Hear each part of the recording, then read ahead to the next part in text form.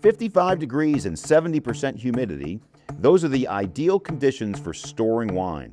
But that is not the subject of this conversation.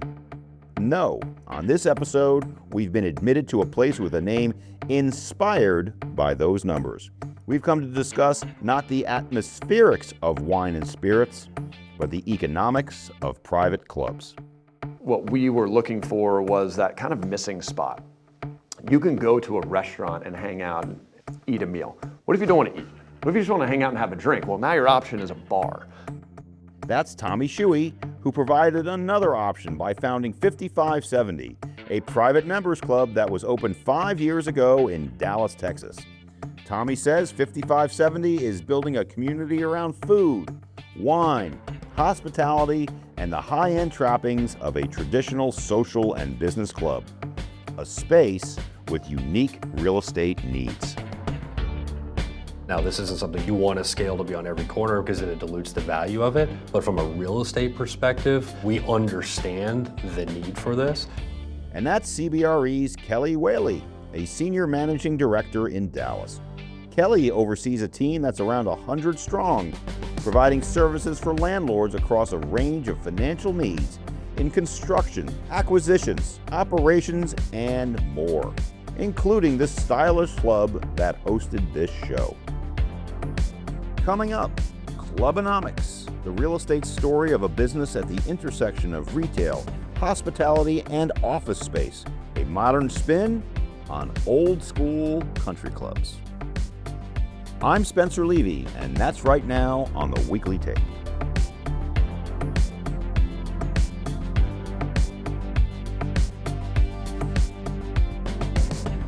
Welcome to the Weekly Take, and delighted to be in Dallas talking about private member clubs with the founder of 5570, Tommy Shuey. Tommy, welcome to the show. Thank you. Excited to be here. Oh, great to have you, and thanks for hosting us here at 5570. Of course. And then we have Kelly Whaley from CBRE joining us as well. Kelly, thanks for coming out. Thanks, Spencer. Thanks, Tommy, for hosting. So, Tommy, before we get into the specifics of 5570, tell me about your background. How'd you get into this business? It was an accident.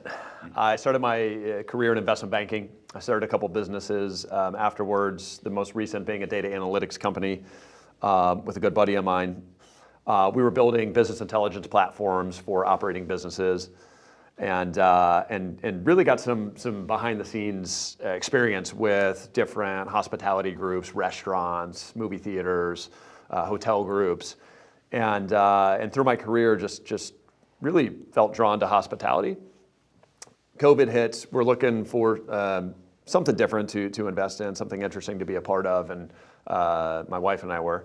And so we kind of stumbled upon wine storage and saw the need in Dallas. Kind of heard from a good friend of ours that he was storing wine off site and it was sold out.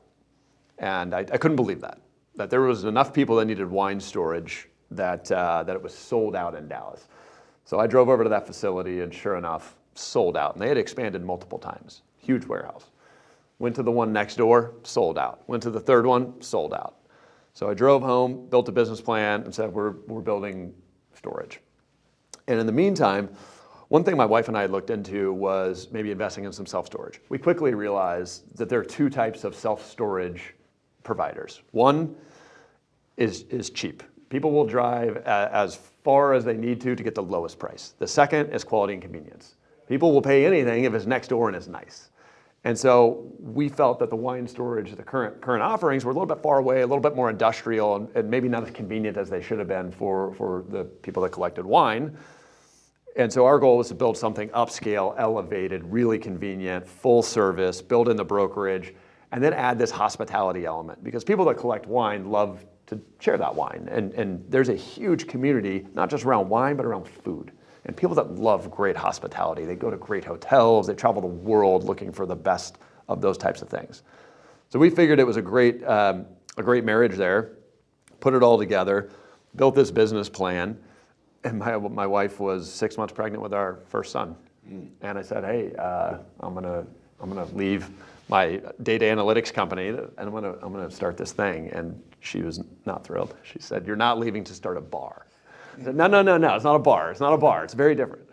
But then, yeah, fast forward. So that was December 2020 was kind of when I told her about that, and then fast forward, we opened a year later, and I've almost been open 4 years here in Dallas, and now moving on to other parts of the country. Kelly, I don't want to mischaracterize the private club business, but it's the private club business, it's the restaurant business, it's the retail business. How does the private club business fit into our broader landscape when we look at the investment universe? That is the first question that comes up in any sort of underwriting, whether it's a lender, whether it's a landlord. And the answer is, if you look at it on paper, the tenant of the physical space is typically on the ground floor in a podium structure. And so somebody in a different market may be looking at rent on a rent roll and says this is a retail tenant. There's other groups that'll look at this and say, that is an amenity to the overall, whether it be neighborhood, whether it be a mixed-use development, whether it be the actual project itself. And the reality is kind of somewhere in between. I've seen it both ways. In my previous life as a in-house leasing broker for a family office and developer, they would take these spaces, they would operate themselves, and they run that through operational costs on a space where presumably, I don't know if you own this building or not, but Not here. I do in Houston. yeah, this is papered up like a lease and viewed as kind of a retail lease with some amenity-like benefits to the overall project and neighborhood, meaning the additional foot traffic that is coming from 5570 benefits the surrounding retail, restaurants, office space, because specifically this location where it is in between Park Cities and Preston Hollow and the office submarket and surrounding retail, it checks all the boxes. But in this specific case, it's probably looked as a retail lease. So I'm going to ask a very big picture question, then we'll get much more micro. Why this? We are living in a world with restaurants. We're living in a world with golf courses and places to go like that. Why this? Why now? I wanted to build a place that I wanted to go. That's why this. This is what I wanted. And when my wife and I would go out to dinner, it's a transaction. You go, you eat, you pay, you leave. You don't know the person sitting next to you. Maybe if you go enough, you know the hostess or the owner, maybe your favorite bartender. But it's very transactional. And I think what COVID really enlightened everyone to is that we love community and we love being around other people that love other things that we do. That's why golf clubs are so successful. It's not always about the golf. You don't go play golf by yourself. You meet new people. You've got games going on the weekends or during the week. You've got the club championship. It's all about building the community. Now, you do have an older generation of private clubs. London is the pinnacle of all of that, right? Mayfair. Annabelle's, Mayfair, yes. Yeah. You're talking about hundreds of private clubs in London. New York certainly has some very prestigious older clubs. Dallas has some of the club players have developed clubs over the past years. The problem is they haven't really kept up with the times. Mm-hmm. And so you're not seeing the old school clubs progress with the needs and the demands of the new economy. There are other clubs that really lean into the social scene and some are in the music scene, and Soho House is really big in the art scene. So you got to have your place. And I think what we were looking for was that kind of missing spot. You can go to a restaurant and hang out and eat a meal. What if you don't want to eat? What if you just want to hang out and have a drink? Well, now your option is a bar. I don't really like that bar vibe. I'm not looking for that. Maybe I haven't seen my friends in a while. We want to sit down and have a conversation.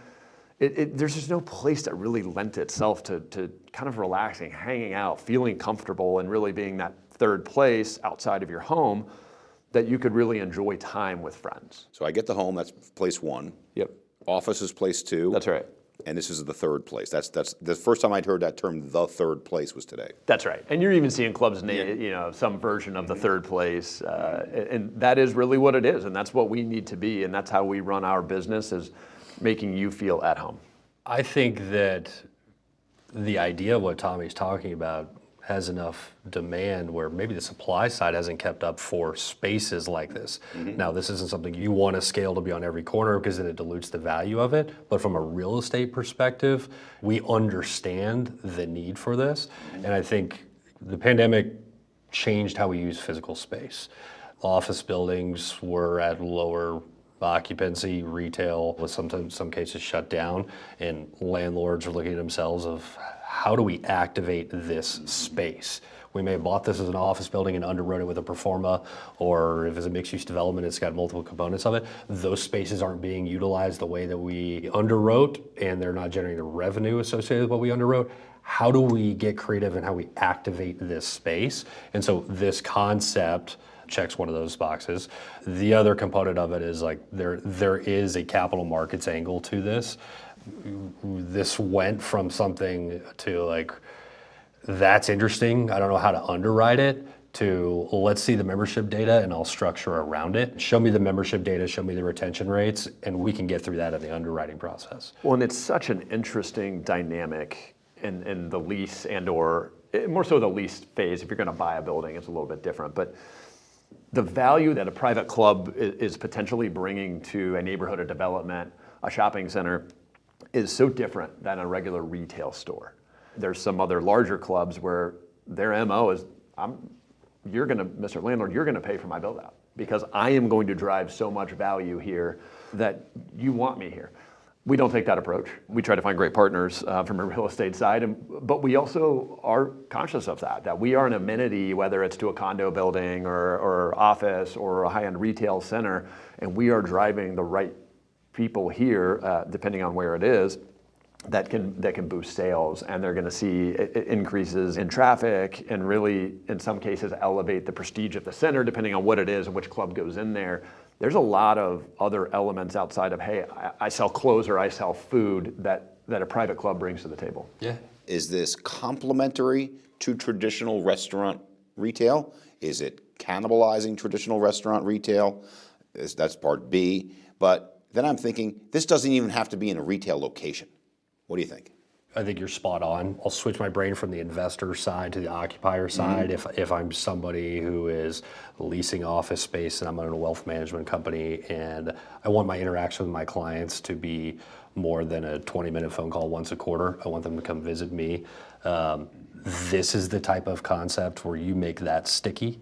Yes, they're coming for a business meeting, but they're likely to, if you're surrounded by retail or you're close to the office or you're surrounded by, multi, it becomes like a 3 to 4 hour experience versus just, hey, check in with your financial manager about, X, Y, Z. So from like an occupier side, we've seen the success of the office market in Preston Center. And there's no doubt that something like this is amenity to the overall Preston Center district has played a part in that. So it helps and is complementary to the existing F&B concepts that surround you in retail. In fact, I think it keeps them stickier and more captive to a general area, but it also has the ability to stand on its own. I was going down the list in preparation for today, just looking at some of the other private clubs out there, and for what it's worth, I've been to several of them, and they were different. Some of them have a huge gym component to them. The core club in San Francisco is the one I'm thinking about. Some of them have a full dance club, and I've been to Annabelle's in Mayfair, right? Walk through the decision making of this is what we're gonna offer, this is what we're not gonna offer. That's a really interesting topic. What I'm seeing in the club space right now is you're starting to see segmentation of full-blown private club kind of being at the top. And let's ignore golf clubs just because it's kind of its own subset. What you're seeing is the full-blown private club. That's what we do, Soho House, Park House, the Battery. And then you're seeing the subsets, which are private restaurants. We're only open at night and you can only eat dinner.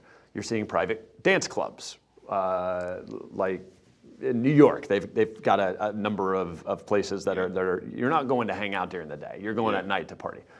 Then you're seeing private rooms in the back of restaurants. Then you're seeing private bars. And so it really, like, we are going to start to see that segment more. And the question is not, hey, Mr. Landlord, do you want a private club? It's what kind of, which segment do you want to be in? Do you just want a private bar as an amenity? Do you want a private restaurant? Or do you want a full-blown private club? So back to your question, how do you make that decision? It depends where you are and what you want and what your goals are. There are people I've come across that they're billionaires and they build a club and the mandate is don't make money. This is amenity. It's a passion project. I love it and I want to be here and I want to have fun. And there are people like myself who are operations focused and ROI focused. I have investors. We need to return capital. So we're trying to do it in an efficient way, but we also understand that we have to deliver an exceptional experience. And so my decisions may be different than somebody who doesn't care if they ever see another penny. And then it comes down to the operator. I only want to build 5570s. That's my goal. And we want to build 10 to 20 of them around the country. There are other people that have already, they've got 5 concepts and they're all different and they don't want the same name because maybe it dilutes the exclusivity if there's multiple of them, or maybe they just see an opportunity in a different market where a different concept works better. And it's hard to, stay focused for me personally, but that's what we want to do. Our goal is to build the most loved food and wine community in the country. And so we're focused on that. But it depends if you're a landlord and you're trying to build an amenity. It depends if you're just an operator trying to start a business.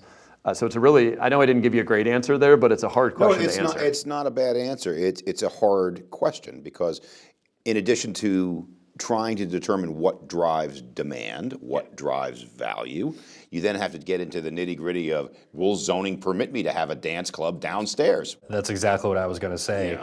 Tom and his teams, they've threaded a needle with this location. It checks all the boxes for what everybody needs in this part of town, and it probably pulls from other parts of the Metroplex.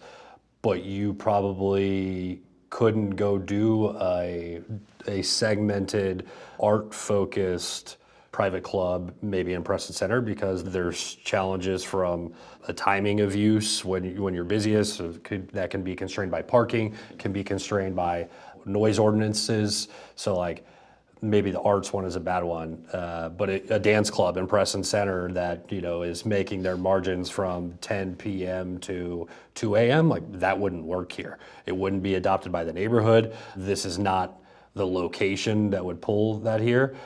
Tommy's got to find the puzzle pieces of the consumer demand location, and then he's got to deal with the constraints of the real estate and zoning. And so the fact that you've done that here is what makes this place so special. Well, I think there's 2 ways to approach it. One is we'll call it the top down. Let's go into a market and let's develop a club and name your location, Newport Beach. Great. We can all sit down and design a club that's going to work there. Maybe not be my club. The bottoms up is, we are building 5570s. How do we find the markets where this is going to work? And that's where CBRE has been really great in helping us identify those markets. And it's a long-term vision. You're not going to find all of those markets in the right spot in a year or 2 years or 3 years. We've got a long-term play here of finding the right markets that work for us.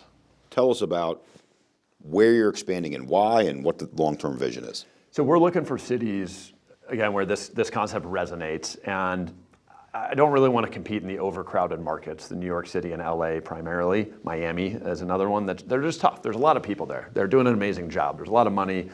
And it's just not a market that I know well enough. So we love a little bit smaller demos like Dallas, like Houston. By the way, not small demos, but smaller than some of those other places. Correct. Smaller than New York City and LA. Yeah. And they're huge wine markets. I don't know if people understand how big the Houston wine scene is. Mm-hmm. I've been saying this for a while, but I think it's bigger than New York City. I think it's bigger than anywhere else in the country outside of Napa Valley. Yeah. It is unbelievable the number of wine collectors and just the appreciation for food and wine in Houston. It's an incredible city. So other than that, we are looking at other cities where wine and hospitality exist already, where there's great food and we can kind of be a part of that. And so that kind of lends itself to the East Coast. Mm-hmm. Florida certainly has some great markets. They already have that country club culture. Nashville's an exciting market. We like markets where people are moving to and not from. DC, great market. We've got feelers out in a lot of different markets, trying to find the right location is key for us. We're not trying to force something. Well, here's my take. My take is I travel the world. I see a lot. I see old school cities. I see new school cities. But I see opportunity for this concept, not just in the places that people are moving to. Because I was in Nashville yesterday, right? By the way, that place was hopping. right? But I would go down that main drag there, 2nd Street or whatever it was. I mean, hopping. Is that a market that's saturated? Nashville is an interesting question. Specifically, it's a market we love. Is it saturated? I don't think so.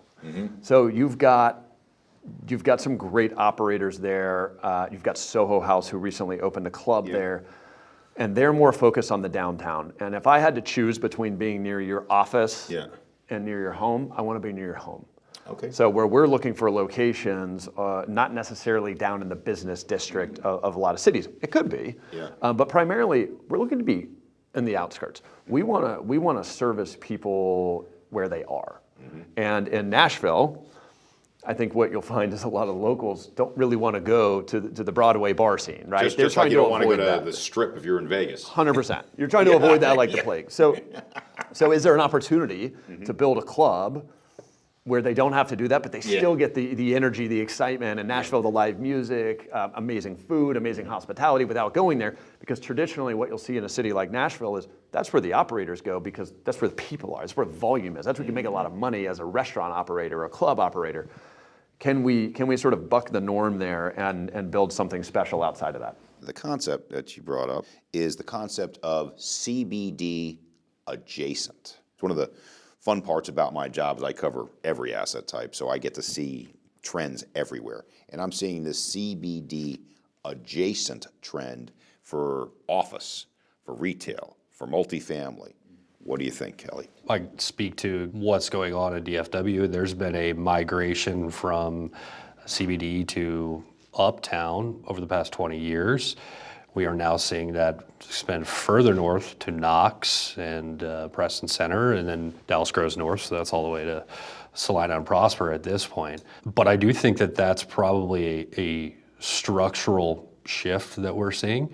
And if you bring it back to the private club space, I think that there's going to be some cyclicality to operators and square footage and uses, but I think that the floor for that need, for that experience-driven space, that has been raised, and that's why concepts like 5570 and some other segmented focuses are going to be successful in the long term.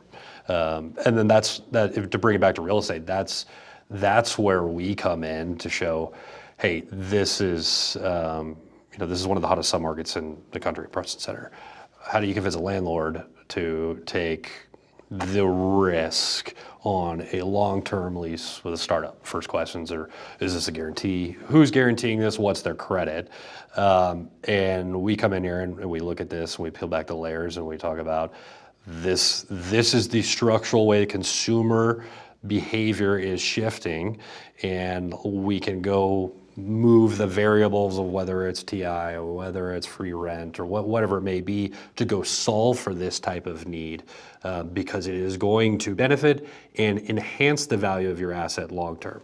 And that's where, in an AI-driven world, like AI can't solve that problem. That's relationships, and that's, you, the operator, the landlord, the lender, the contractor, all of those things, like that's where the relationship component of this comes into play, and where you can build the tailwinds off some of these structural changes that we're talking about with adjacent to CBD opportunities. We are in what I would call a traditional retail location, if this was considered a traditional retail location.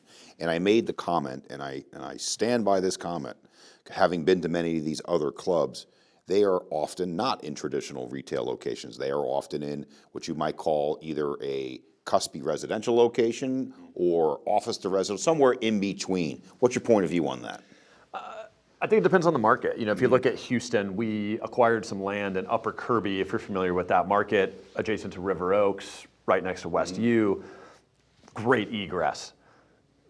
There's homes next to us. It is Houston, so there's no zoning, but there's a preschool near us, there's homes near us, there's restaurants near us, but we are not in what you would consider a residential. We were not competing with Lululemon for space.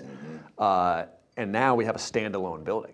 So I think it depends on the amenities, the offering, and what you're trying to accomplish. What we were able to build there on a standalone piece of property is going to be exceptional.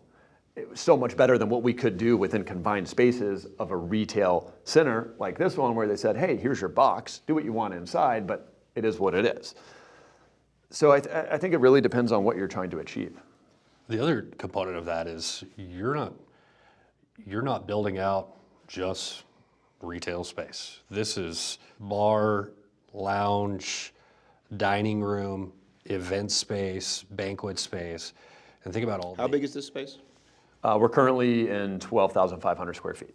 So think about it, you gotta have commercial grade kitchen to solve for, lunch, dinner, events. You've got to, and I'm thinking about it from an MEP perspective of all the different components that go into like designing this, that makes kind of a true retail location like this incredible, and maybe the same thing in Houston where like you may have challenges like that on the 34th floor of an office building. That is absolutely right. And it also changes the dynamic. It changes the vibe. It changes the feel of the club. Am I going up an elevator? Am I walking into an office lobby? Am I walking into an apartment lobby? Am I walking through a retail center? Am I parking in a garage? Am I valeting out front? All of those things change the experience, which is why in Houston we opted to own the whole thing. The second you drive in, you're there. It's kind of like a golf club, right? And you can control the entire experience from drive up until leaving, which makes it really unique. I think that's important. And, some of this stuff sounds like, do you have gates and people or somebody at the front? It gives it not just a sense of exclusivity, but real exclusivity. Yep, that's right. And so, because I know my listeners say, well, how much does it cost? If you don't mind divulging, what does it cost to join? So our initiation fees are $10,000 one time. And then our monthly dues, we have a couple different tiers, but around $494 a month. Mm-hmm. Around $494 a month. It reminds me of my student loan payment when I had law school. It was $581.77 per month. What does that get you? So it's going to get you access to the club. We have a ton of programming. So we're doing over 100 wine tastings a year that are all free to members. Yeah. We've got wine dinners. We're bringing in Michelin-starred chefs. We're doing live music every Friday and Saturday night until midnight. We've got brunch on Sundays. We've got trivia night, mahjong. We do bingo. We bring in executives from the area to talk to our members and share their experiences. And then if you want, you can also add a wine locker. And I think that's a really unique part about our concept, and kind of back to the retail piece. So it's kind of that traditional self-storage reoccurring revenue from a business standpoint. And you also get access to our wine brokerage. So we're selling wine at the best price in Texas. We're sourcing from all over the world. We have seven sommeliers on staff right now in Dallas. We'll have 10 in Houston that are full service. If you want to buy a special bottle, you want to build a collection, you're just looking to come select something cool and new, we're here for you. Much like I see opportunities in a completely different asset class, office, right? I think the buying opportunities in office today are the best I've ever seen, period. I think the buying opportunities for older clubs is the best I've ever seen right now in a lot of these older cities. You ever think about that? Yeah, yes. I mean, I get calls weekly from operators that have a location that maybe want us to take over, or an old or a developer who wants a private club, or somebody who started a club and needs to raise money. It's exhausting, but it's interesting. I love that. I came from the investment banking world, and I love seeing deals. The hardest part is saying no, and just trying to stay focused on what we do. And we've had to say no to a lot of stuff to do that. But there is so much opportunity right now in the private club space, specifically around taking over some older clubs. Yeah. But you don't always want somebody's old set of members. It's really, really hard to take a membership that's maybe not engaged or a different demographic and say, turn them into a party club, right? You can't take a bunch of 80-year-olds and convince them that they need to come clubbing at night. So you got to have the right location with the right concept and the right energy and the right repositioning that's going to make sense for that building. Coming back to Dallas for just a moment, okay? We are in uptown Dallas. And Dallas, I think, is a perfect example of how the real estate market is evolving. It's evolving in the ways that was just discussed about going to be CBD adjacent versus CBD, being close to where people live. People don't have to go to the office at all anymore in many cases. How do you think Dallas is a good example of an evolving market in the ways that we talked about before, and how do private clubs fit in? For my office leasing team, will stand up for office in Dallas has been fine since COVID. It's not dissimilar to what you were just talking about. The higher ends of the market continue to grow at a pace that we would have thought was unachievable in Dallas. What kind of rents you getting, top end rent? Our team just signed a lease in this submarket that was 90 plus triple net. Triple nets are 90 plus triple net. And for our listeners who aren't familiar with triple net, that means that the tenant is paying for all the expenses on top of the 90. What are expenses run in this market? probably 25 to 30 in that specific location. So let's do a real, these are tenants paying $120 a foot in Dallas, okay? That is over $100 a foot had never been achieved in Dallas until recently. Over $100 a foot was never achieved in LA, and now we're getting it in Century City. We're now getting it in San Francisco. We're now getting, in New York, we're getting $300 a foot. It's remarkable about how there's, going back to the concept of K-shape, the high end is getting, never been better. Yeah, I agree. And that's matriculating down. That's just, the office building. You're seeing that with the quality of operators from a hospitality standpoint, whether that's hotels or restaurants. You're seeing that in the multifamily space. You're seeing it in the true retail space. In these micro markets that have that top end luxury brand reputation, there is no dollar amount that will preclude a decision maker from penetrating that specific market. Productivity. I think that people are price insensitive when it comes to things that make them better, that add value, that make them think more, that has a better relationship with the client. And what's changed in people's thinking now is once people started looking at office differently, they said, is this making me and my company better? If this makes me better, I'll pay more. If this club makes me better, and productive isn't just an economic concept, it's a utility concept of happiness. That's why now is a different time for private clubs than, say, 10 years ago. Yeah, I agree. And I think we're definitely leaning into that. We're definitely the beneficiaries of that. But Kelly knows better than me kind of what it looks like on the back to work. I think Dallas generally is sort of back to the office. But it certainly has benefited us. We do a lot of business meetings here. There are a lot of people that come here for happy hours or private meetings, or they need a private boardroom to celebrate a board dinner, whatever the case may be. I think they are leveraging it. We're seeing people leverage the club in a way that it's an amenity almost to come back to work because we're so close to so many offices and or close to their home where they can all kind of travel back here after work and then head back home. This was accelerated by COVID, but the trend was happening pre-COVID, was experience. People were willing to pay for experience over stuff. And this use, the private club, whether it's 5570 or other successful competitors, is experience-driven space that fits somewhere between personal and professional that you can blend in this location. And that's a really neat concept that, yes, it existed in the form of country clubs and golf courses or in maybe the coastal cities of historical private clubs. But for Dallas, it's something still fairly new. We've got the old school petroleum clubs and the Crescent Club that were primarily business focus. You had events there, speakers, weddings, that type of thing. But something like this kind of bridges the gap of, hey, it doesn't have to be an informal presentation or event. Well, let's go grab coffee at 5570 because you office at that building, I office at that building, or this is kind of the bullseye for Dallas proper.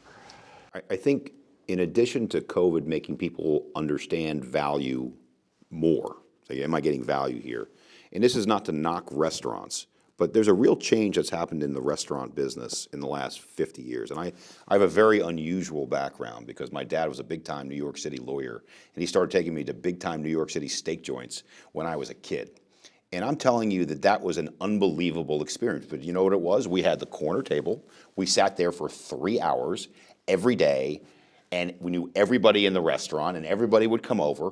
I had a private club experience at a public restaurant. I don't feel that anymore. Those days are long gone. I think with the world of just faster, better information and influencers and everyone sort of looking for that next hot thing, that's gone. It's really hard to get repeat customers in a restaurant nowadays. There's so many options. I think it's hard to maintain that personalization. Yeah, definitely. And to your point about kind of old school New York restaurants, like I think that part of that was the sense of community, and that's what makes concepts like this so great. You're talking about, it is membership gated, and there's an ethos about what you're going to do. You're not going to have somebody on a Zoom, talking really loud here in the dining room with everybody else. So the people that join understand the community you're trying to build, and they're embraced. They're given the opportunity to participate via programming. They build relationships, and it kind of creates something that's unique that you can't go replicate exactly in any other market. You can take the foundations of 5570, but the community in Dallas is going to be different than the community in whatever other market it is. Yeah, I'll be interested to see, to your analogy about steakhouses 50 years ago versus today, where's the private club market going to be in 50 years? Mm-hmm. What I've generally seen is this kind of mentality of, oh my gosh, let's just open it. It's going to be amazing. We're going to print money. And I talk to people as frequently as there's somebody opening a new club, there's somebody shutting one. And they don't realize how hard it is and what it takes to be successful. And they all think, oh, I've got 100 friends that'll join.